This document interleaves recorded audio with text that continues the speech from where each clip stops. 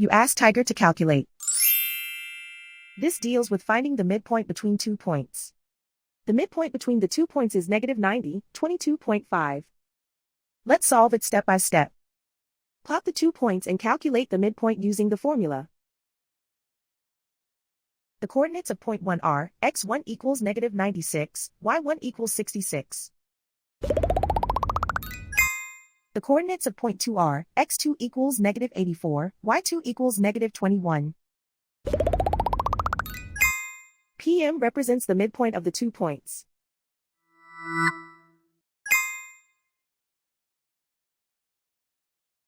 Use the x values in the midpoint formula to find the midpoints x. x1 equals -96. x2 equals -84.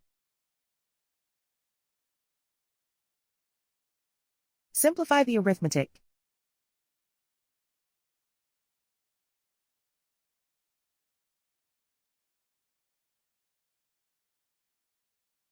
Use the y values in the midpoint formula to find the midpoints y. y1 equals 66.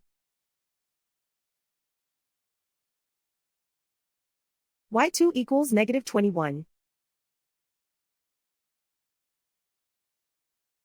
Simplify the arithmetic.